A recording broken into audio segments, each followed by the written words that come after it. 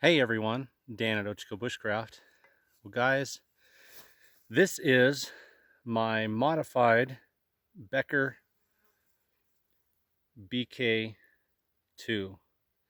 And as it stands right now, the way I've modified it, which I'll go over with you in a minute, if there was going to be an apocalypse, this is the knife I would want to go with me into that apocalypse. This thing is absolutely amazing. 1/4 inch thick steel, 5 1/4 inch blade, Crovan, which is 1095 with chromium added. Very aggressive, full tang. Look at that butt coming out for pounding, and a full pound. 1 pound of 1/4 inch thick steel. This thing feels like, I don't know, a combination between a crowbar and a hatchet in your hand. It's quite a feeling. So if you're familiar with the Becker BK2, and if not, you can just like pull it up on the internet and get some pictures. But the blade comes with a thick black coating, which is still right here on the butt end. And it comes with these black handles. I think they call the material Zytel, but they pretty much feel like plastic in your hand.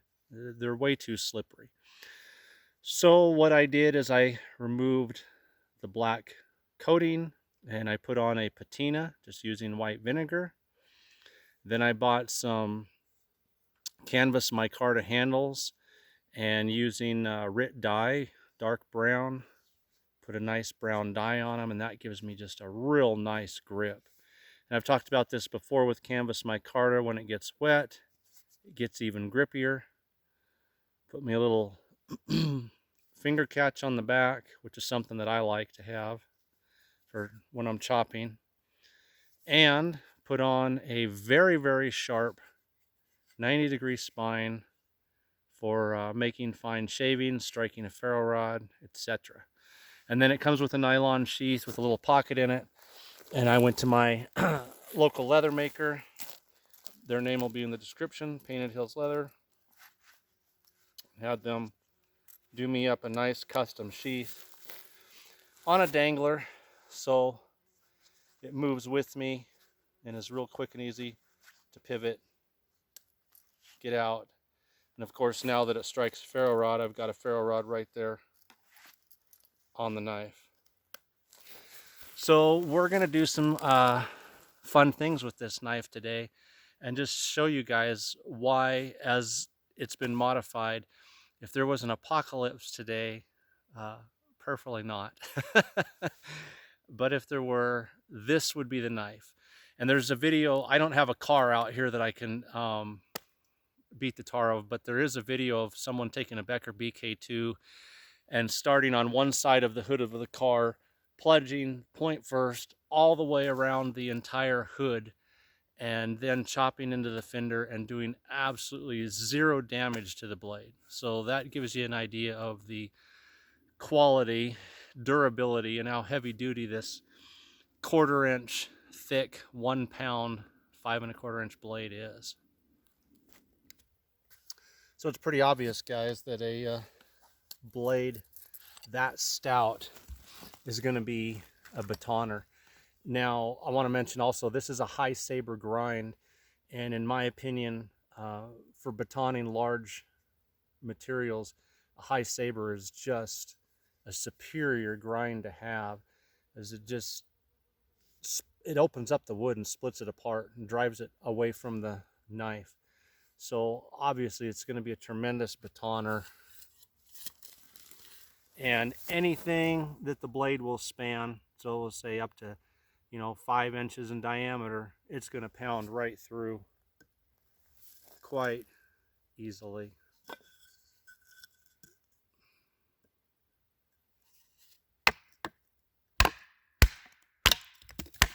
I broke my baton already. Look at that.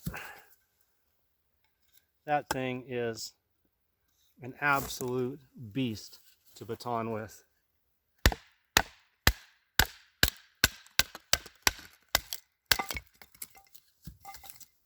Tremendous. And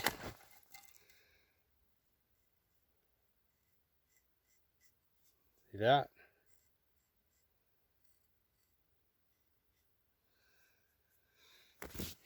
It holds an edge quite well. Now obviously, and we'll do some here in a few minutes anyway, but obviously it's not going to be great at carving notches or anything else, but that's why you carry a big knife and a small knife. Anybody who wants to build a shelter and chop poles and tree boughs and things like that with a small, you know, like a Swiss Army knife or a real small, even full tang knife, is going to be creating a lot of unnecessary work. So you carry a small knife for small tasks and a beast like this for big tasks. And for taking down fir boughs, for building a shelter.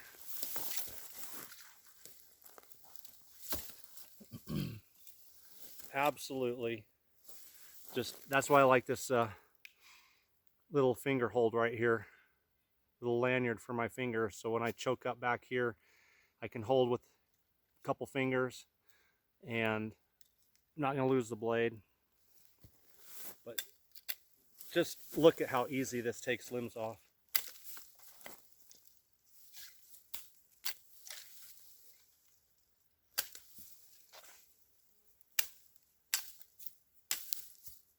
Just amazing.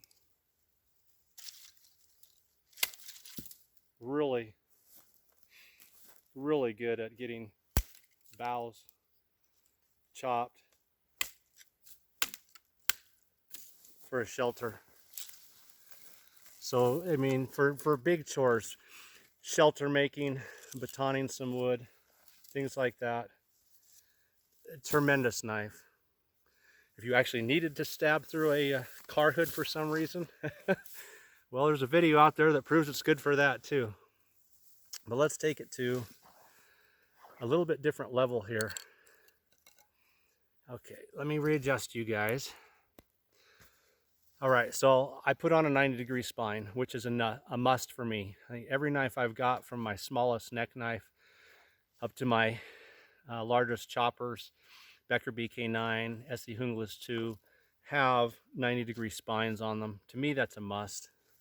And I need to get a fire.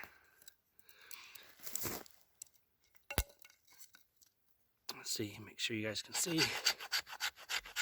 So just that, look at that. Look at those fine scrapings. I'm gonna have a pile here in just seconds. That heavy blade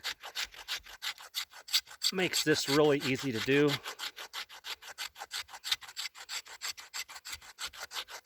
And that 90-degree spine.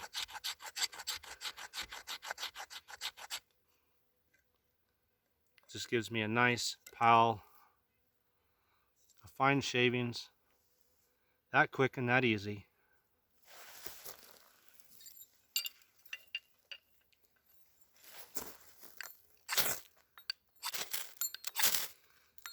And there we go.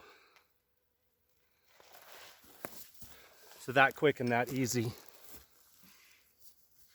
It's a fire maker now, a good fire maker. And so, you know, if I needed a fire from start to finish, I mean, this thing is an amazing batoner and will get me firewood. If I need to split, say, some fatwood, I've got a nice big fat piece of fatwood here, and I want to get it down to some smaller pieces that I can work with, like I just was. It's going to do that easily. So now I've got a smaller piece like this other one that I can use for scrapings and getting a fire going. And as you saw, with that 90-degree spine,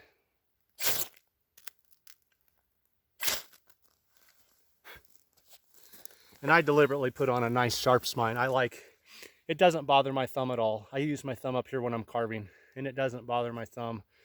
To me, that 90-degree spine is a lifesaver. If I lose my striker, if I this will spark on a rock, like a piece of jasper or quartz, and sparks if I've got something like char cloth. So the knife just becomes an all-around fire maker.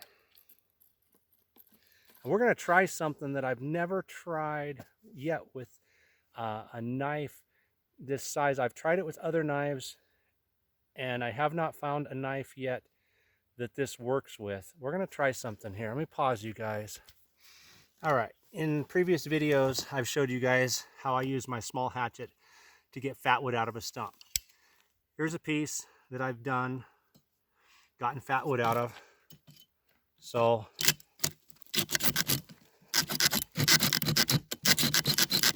I start by sawing in to the side.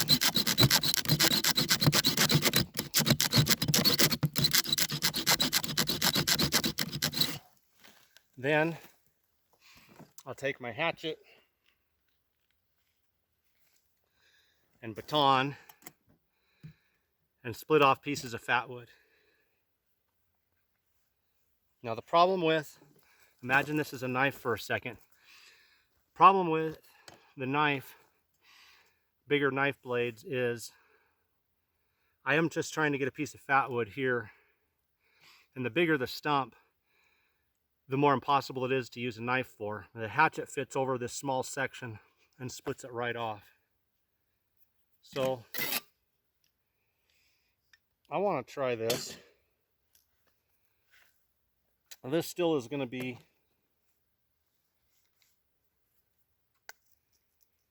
I'll show you what I mean here. So I want to get this section of fatwood here, and then I want to come over here and get this. So a hatchet is still going to be superior. But I've not found a knife yet that would work even decently for this. This is still going to be a little long, but here, I got a big baton now. We're going to try this and see if I lost my hatchet or didn't have my hatchet, which I better not because I love using my hatchet. Let's see if this would work. The other thing too is, see where my hand is? When you start working with stumps, and the stump is big and round, part of it's going to get away in your way of your hand. You can only go out off to the side so many times, whereas with the hatchet, my hand is clear up here, and as long as I don't make the cut too deep, by the time the blade gets down to where my hand would be hitting, and I move my hand anyway and I start batoning, this is going to pop off because it's all the way down there. Not so with the knife. But I think if for some reason I didn't have a hatchet and my only source of getting some good tinder, because it's raining or whatever, was this piece of fatwood, I think it might just be enough if I don't cut too deep. Yeah, and see, there's the problem with the knife, is now I can no longer pound. You can't get your blade out over here, but still, this thing's like a pry bar.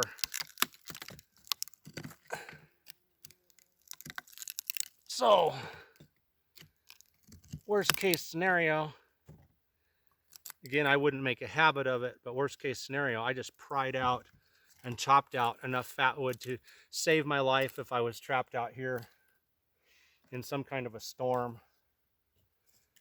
Again, it will never be a match for a hatchet because your hatchet, like I said, I can do that with.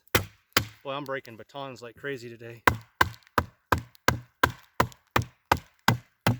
And get way down in there, and that wood will pop out before I ever get down to my handle.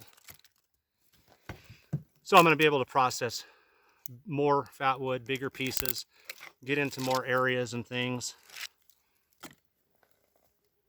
with a hatchet than with a knife. But Again, worst case scenario, I would not be afraid to use this apocalypse beast of a knife. So obviously a knife this size isn't going to be a great carver or a great slicer, but it's a good knife that holds a good edge, so it will do a job just fine if you need it to.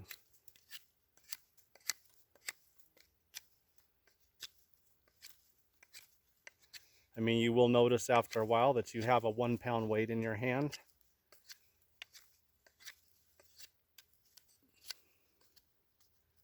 It takes off a lot of material quickly if you want it to.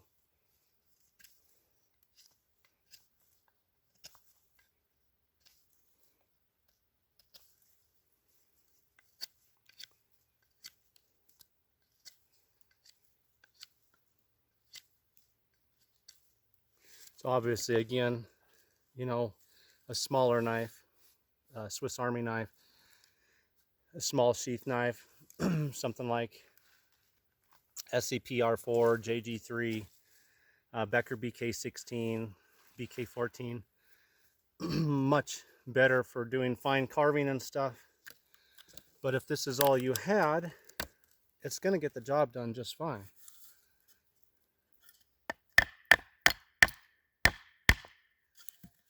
And if you're suddenly need to do some batoning or chopping or something, you're not going to have to worry about hurting the knife.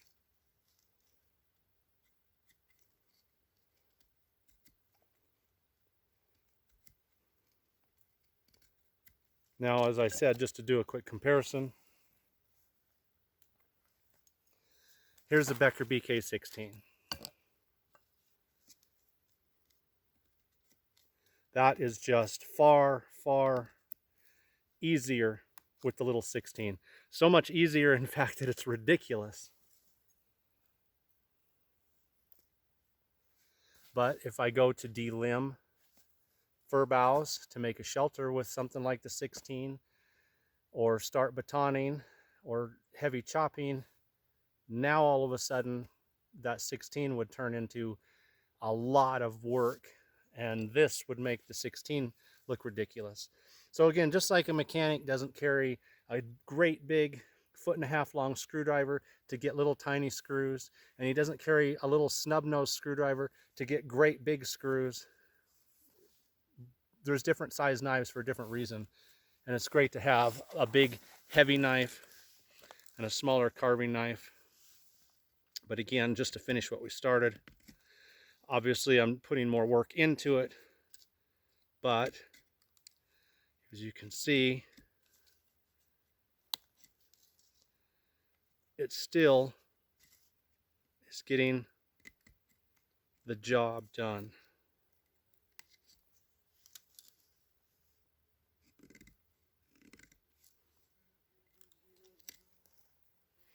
And pairing it with something like the Becker BK16 again, or Victorinox Ranger, and you've got the perfect setup. Obviously, if I go to make a shelter with this, or start banging on this to baton, this knife's probably not going to last, but it sure is going to make carving, look at that, wow, about 100 times easier. Yeah. But for the big stuff, which, you know, if you spend much time out in the outdoors, building shelters, making fires, this thing is just awesome. It's an awesome tool. And again, it's not a hatchet, and a hatchet's not a saw. A saw is not a hatchet, and neither one's a knife. Different tools for different purposes. That's I don't believe in the one knife option. I mean, worst case scenario, and I will probably do this on upcoming survival challenges like I just did on my last survival challenge. There are situations where you might only have one blade. I will probably do a hatchet only challenge and a knife only challenge. But by choice, I don't ever come out here to the mountains with just one cutting tool. I'm usually in something like this. I've got a bigger, heavier knife. I've got my saw. I've got my little Grand Force Brook hatchet, which I absolutely love, the hand hatchet. I'll have a Swiss Army knife or a multi-tool in my pocket. And then sometimes, not always, if I've got the Swiss Army knife, but I will have a smaller sheath knife. Today, BK16. The other day, Becker BK 14, SEPR4, probably more than any other. And again, even if I don't have that, I've got like my Ontario folding knife, the little D2 steel Rat 1, or my Swiss Army knife. I've got a small knife and a big knife of some sort with me, along with hatchet and saw. That's bushcraft. So guys, I hope you like this little review on the Becker BK2, what I call the apocalypse knife. Because in my mind, again, if there were one, that knife I would want on my belt.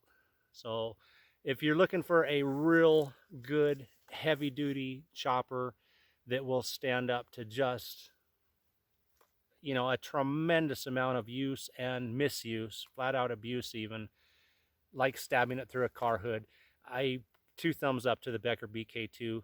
I would just say customize it. Get rid of that black coating. Put you a 90-degree spine on. Get some of the aftermarket handles, either from the Knife Connection. They've got some cool G10 handles.